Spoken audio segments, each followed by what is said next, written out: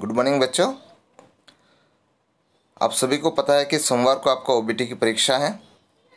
तो इस परीक्षा को मद्देनज़र हम व्याकरण के जो दो विषय हैं, एक है अर्थ के आधार पर वाक्य के भेद और दूसरा है उपसर्ग प्रत्यय। इन दोनों विषयों को हम पुनः एक बार दोहराएंगे, विषयों के सारे भेदों को उदाहरण से समझेंगे। तो आशा है कि आप भी सभी उदाहरणों को पढ़कर वाक्य के भेद समझने की कोशिश करेंगे। हमने कक्षा 8वीं में पढ़ा है कि वाक्य के दो तरह के भेद होते हैं, एक है अर्थ के आधार पर और दूसरा है रचना के आधार पर। तो कक्षा 9वीं में हम सिर्फ अर्थ के आधार पर वाक्य के भेद पढ़ेंगे और जो दूसरा भेद है रचना के आधार पर हम कक्षा 10वीं में के पाठ्यक्रम में पढ़ेंगे। तो अर्थ आखिर है क्या बच्चों, वो ध्यान दें पहले। अर्थ का अर्थ है वाक्य में छिपा अर्थ। आखिर वाक्य में कौन सी बातें बताई जा रही है, सीधा सीधा उसी के बारे में हमें जानना है। जैसे वाक्य में कोई सूचना दी जा रही है क्या, किसी बारे में जानकारी दी जा रही है क्या, या कोई नकारात्मकता का भाव है, नेगेटिव सेंस है, या कहीं पर प्रश्न पूछा जा रहा है, क्वेश्चन मार्क है, या फिर कहीं पर विस्मय प्रकट किया जा रहा है, विस्मय मतलब एक्सक्लेमेशन, काम करने का आदेश दिया जा रहा है कि कोई आदेश देते हैं, या किसी की इच्छा प्रकट की जा रही है। इसे ही हम अर्थ कहते हैं कि वाक्य जो है प्रतीति क्या दे रहा है, वाक्य का बोध क्या है, और इसी के आधार पर वाक्य के जो है आठ भेद किए गए हैं। ओबीटी 1 में भी हमने वाक्य के भेद पढ़ा है, फिर भी एक बार पुनः हम उस बात की चर्चा करेंगे। तो 8 भेद जो है, सबसे पहला है विधानवाचक वाक्य, प्रश्नवाचक वाक्य, आज्ञावाचक वाक्य, संदेहवाचक वाक्य, नकारात्मक वाक्य, इच्छावाचक वाक्य, विस्मय वाचक वाक्य, संकेतवाचक वाक्य। तो सबसे पहला भेद है विधानवाचक वाक्य बच्चों। जिस वाक्य में क्रिया होने या करने की सूचना मिलती है, मतलब साधारण वाक्य जिसमें क्रिया होने या करने की सूचना मिलती है, जो सामान्य कथन हो, उसे विधानवाचक कहते हैं। कुछ उदाहरण देखेंगे हम लोग। जैसे पक्षी घोंसले से उड़ चुके हैं, ये साधारण वाक्य बच्चों। जो एक स्टेटमेंट होते हैं, दोज आर स्टेटमेंट। जैसे आज शुक्रवार है तो एक स्टेटमेंट है, तो ये भी विधानवाचक वाक्य के अंतर्गत ही आएगा। कविता ने पाठ याद कर लिया है, आज हम पढ़ेंगे। बच्चे खेल रहे हैं, सूरज उग रहा है, बारिश होने वाली है, बारिश हुई है। ये सारे वाक्य जो है किसी स्टेटमेंट की ओर इंगित करते हैं, इसलिए इसे विधानवाचक वाक्य कहते हैं। दूसरा भेद है निषेधात्मक, जो नकारात्मक अर्थ देता है बच्चों, नेगेटिविटी बताते हैं। जैसे पक्षी घोंसले से नहीं उड़े हैं, आज शुक्रवार नहीं है, हम परीक्षा नहीं देंगे। इस तरह से नहीं न वाले जो शब्द हैं वे नकारात्मक बोध कराते हैं, तो इसे कहते हैं निषेधात्मक वाक्य। नदी में बाढ़ नहीं आई है, ऐसी सर्दी में बाहर मत जाओ, मत मतलब नहीं का बोध कराते हैं। रोहन धूप में न निकलना, इस तरह से निषेधात्मक वाक्य। बच्चों तीसरा है प्रश्नवाचक। प्रश्नवाचक आप समझ ही गए होंगे, नाम से पता चल रहा है कि यहाँ पर प्रश्न पूछा जाता है, और प्रश्नवाचक चिन्ह भी होता है। ऐसी धूप में बाहर कौन खड़ा है, रमा कब आई, तुम विद्यालय क्यों नहीं गए, तुम पढ़ाई क्यों नहीं कर रहे हो। ये सारे वाक्य जो है निषेधात्मक में आएंगे। तो ध्यानपूर्वक इसके सारे उदाहरण पढ़ें। इसके बाद है आज्ञावाचक बेटा। आज्ञावाचक में उसके अलग अलग भेद किए गए हैं। जैसे प्रार्थना, क्या मैं जा सकता हूँ, मैं जाऊँ।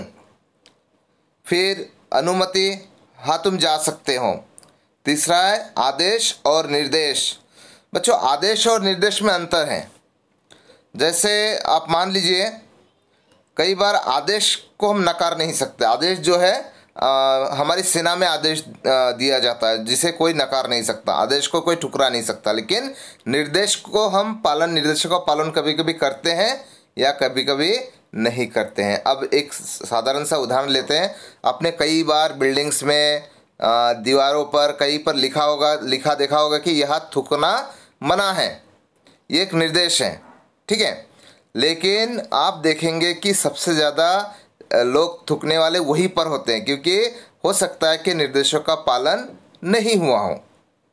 कभी कभी निर्देशों का पालन लोग करते भी हैं और नहीं भी करते हैं। तो निर्देश वे होते हैं लेकिन आदेश जब दिया जाता है तो उसका पालन आपको करना ही होता है। जैसे शिक्षक ने कहा है बाहर खड़े हो जाओ, तो ये आदेश है, तो आपको उनकी बात माननी ही पड़ेगी।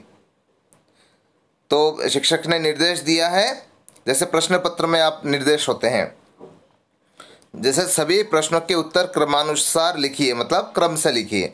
परंतु ऐसा नहीं होता है, कई बच्चे उसका पालन करते हैं, कई बच्चे नहीं करते हैं। तो ये हो गया आदेश और निर्देश में अंतर। तो उसके उदाहरण देखिए, लेकिन आपको इन चारों तरह के भेदों को अलग अलग लिखने की आवश्यकता नहीं है।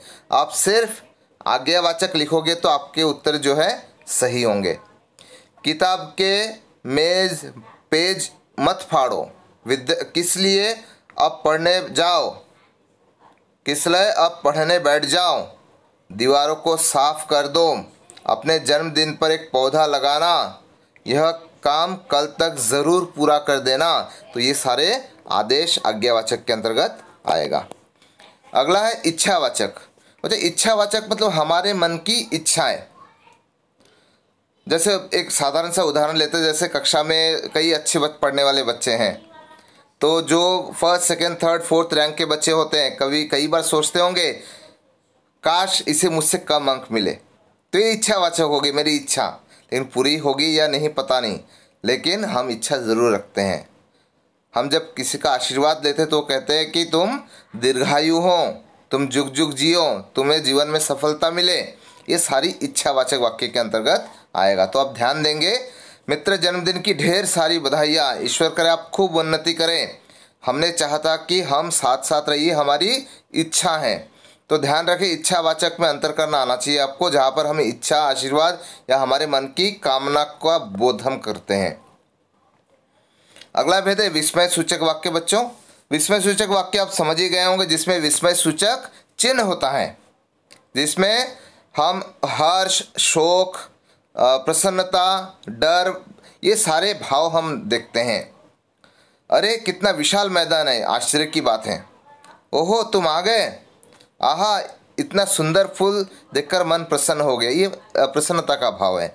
सावधान ट्रक आ रहा है, ये सावधानी का बोध है। मतलब जहाँ पर आपको इन सारे भाव मिलेंगे, साथ में विस्मय सूचक चिन्ह और विस्मय सूचक शब्दों का प्रयोग होगा, तो वह होगा आपका विस्मय सूचक वाक्य, जिसमें आश्चर्य, हर्ष, घृणा, प्रसन्नता, शोक, दुख, भय, इन सभी भावों को का समावेश किया जाएगा। सातवां भेद देखते हैं बच्चों, जो संदेहवाचक वाक्य। संदेह मतलब डाउटफुल, जैसे उसमें क्रिया होगी या नहीं, इस बात की शंका मन में होना। जैसे अब तक फसल कट चुकी होगी, जैसे आप गांव में हो नहीं तो आप शहर में हो, आपने अंदाज़ा लगाया होगा कि अब तक शायद फसल कट चुकी होगी। रमा खाना पका चुकी होगी, दीपक बुझ गया होगा, संभवतः विजय विद्यालय से घर आ गया होगा। ये सारे संदेह है, हम डाउटफुल है, हमें इस बारे में किसी भी तरह की कंफर्मेशन नहीं है, इसलिए इसे संदेहवाचक वाक्य कहा गया है। अंतिम भेद है संकेतवाचक। संकेत मतलब इंडिकेट करते हैं, जिन वाक्यों में एक क्रिया का होना दूसरे पर निर्भर करता है। आपको याद होगा बच्चों, हमने हेतु हेतु मत भूतकाल पढ़ा था 8वीं कक्षा में, जिसमें एक क्रिया जो है दूसरी क्रिया पर निर्भर होती है। तो उसी के आधार पर संकेतवाचक वाक्य भी है, जिसमें एक क्रिया जो है दूसरी क्रिया पर निर्भर होती है। शर्त होता है कि पहली क्रिया होगी तभी उसके आधार पर दूसरी क्रिया की पूर्णता हो सकती है। जैसे यदि वर्षा रुकती तो मैं घर जाता। यदि, अब मेरा घर जाना किस पर निर्भर है? वर्षा के रुकने पर। अगर वर्षा नहीं रुकेगी तो मैं घर नहीं जा पाऊंगा। अगर जल्दी आते तो टिकट मिल जाती। मान लो आप कहीं पिक्चर देखने जा रहे हो अपने मित्रों के साथ, तो आप सोच रहे हो अरे तुम जल्दी क्यों नहीं आए, देखो टिकट खिड़की बंद हो चुकी है, टिकट बुकिंग हो चुकी है, तो तुम जल्दी आते तो हमें टिकट शायद मिल जाती। यदि डॉक्टर समय पर आते तो मरीज की जान बच पाती। तो मरीज की जान का बचना किसके ऊपर निर्भर है? डॉक्टर के समय पर आने पर। तो ये है संकेतवाचक। तो इस तरह से बच्चों वाक्य के बाकी सारे भेद जो है, इन 8 भेदों के सारे उदाहरण मैंने पहले भी भेजा था समूह में, पुनः एक बार आज भेज दूंगा। तो आप ध्यानपूर्वक उसे पढ़ें और ओबीटी की अच्छे से तैयारी करें।